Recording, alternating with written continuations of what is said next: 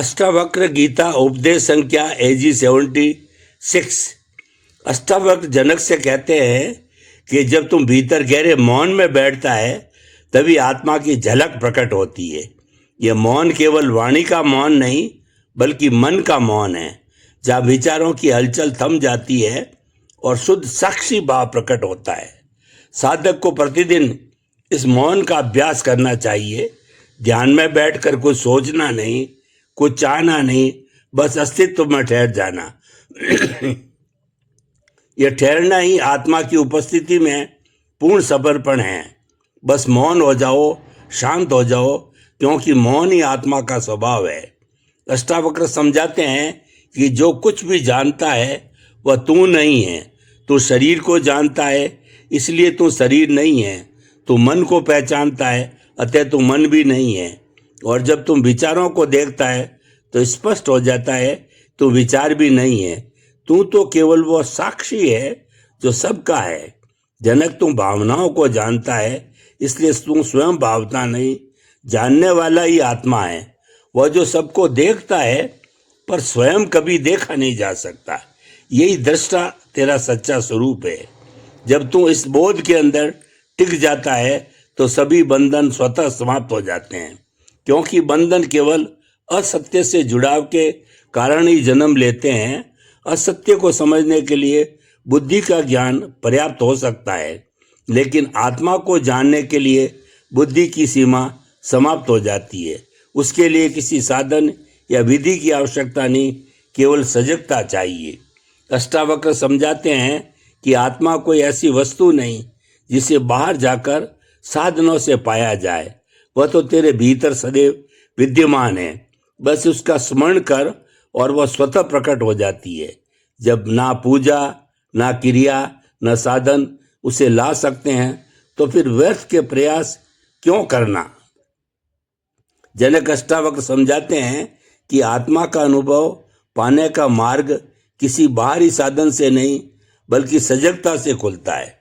जब तुम पूरी सजगता के साथ देखता है तो अज्ञान का अंधकार उसी तरह मिट जाता है जैसे दीपक जलते ही अंधेरा गायब हो जाता है। यही जागरूक होना ही सच्ची साधना है। आत्मा ही परम सत्य है, बाकी सब भ्रम और परिवर्तनशील दृश्य है। संसार में जो कुछ भी तुझे दिखाई देता है वह निरंतर बदलता रहता है, पर आत्मा शाश्वत है, वही तेरी असली पहचान है। जब तुम क्षण भंगुर दृश्य से हटकर दृष्टा की ओर लौटता है तब भीतर शांति का उदय होता है। अष्टावक्र कहते हैं जो स्थायी है वही सत्य है और जो बदलता है वह केवल माया है। साधक को इस गहरे सत्य का प्रत्यक्ष अनुभव करना चाहिए, क्योंकि जब यह अनुभूति जागती है तब पूरा जीवन ध्यान में परिवर्तित हो जाता है। अष्टावक्र जनक को समझाते हैं कि मुक्त व्यक्ति को कुछ साधने या पाने की आवश्यकता नहीं रहती। जो आत्मा को पहचान लेता है वह प्रयासों और लक्षणों से परे हो जाता है। उसका हर कर्म सहज प्रवाह में घटित होता है, मानो कुछ किए बिना ही सब घट रहा हो। ऐसे व्यक्ति का मौन ही उसका संदेश है और उसकी उपस्थिति ही उसका प्रभाव। वह भीतर से गहरे शांत होता है और बाहर से सहज, क्योंकि उसे कहीं भागना नहीं, कुछ पाना नहीं। यही उसकी पूर्णता है।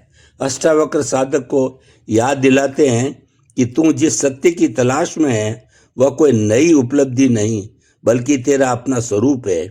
तू कहीं और नहीं पहुंच रहा, बस अपनी भूलों की परतें हटा रहा है और वही पहचान रहा है जो सदा से तेरे भीतर विद्यमान है। जैसे आईने से धूल मिटते ही केवल चेहरा स्पष्ट हो जाता है, वैसे ही जब अज्ञान हटता है तो आत्मा का शुद्ध प्रकाश प्रकट होता है। आत्मा को पाना कोई उपलब्धि नहीं, क्योंकि उपलब्धि तो बाहर की वस्तुओं में होती है। आत्मा को पहचानना तो केवल स्मरण है, अपने असली स्वरूप को याद करना। साधक को चाहिए कि सतही जीवन से गहराई की ओर उतरे, क्योंकि सतह पर तो केवल लहरें हैं, सुख दुख, लाभ हानि, इच्छा और द्वेष की निरंतर हलचल।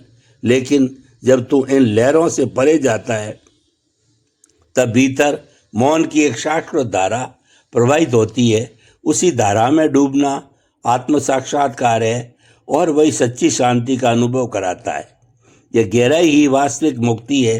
जनक, ध्यान रख, तू केवल मनुष्य नहीं है, तू स्वयं परमात्मा है। साक्षात सत्य तू अपने को शरीर, मन और मनुष्य मान लेता है, और यही सबसे बड़ी भूल है। तू शरीर में बंधी आत्मा नहीं, बल्कि शरीर में प्रकट हुआ परमात्मा है। जब यह बोध हो जाता है तब भय मिट जाता है, इच्छाओं की जड़ सूख जाती है, और फिर ना मृत्यु का भय बचता है न जीवन का बंधन। उस अवस्था में तू केवल होने में ठहरता है, और वही ब्रह्म स्थिति है।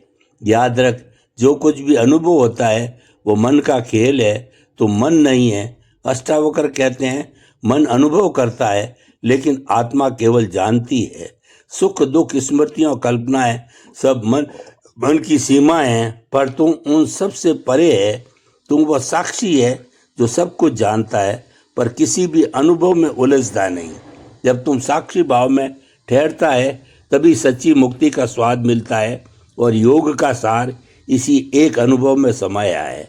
जनक, आत्मा को पहचानने के लिए किसी बाहरी त्याग की आवश्यकता नहीं।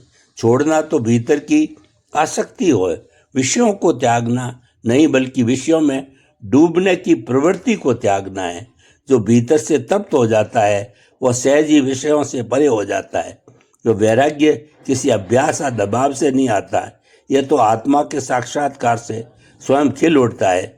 जब तुम आत्मा के उस परम आनंद में प्रवेश करता है तब संसार की सारी वस्तुएं तुच्छ प्रतीत होने लगती है और अपने आप छूट जाती है।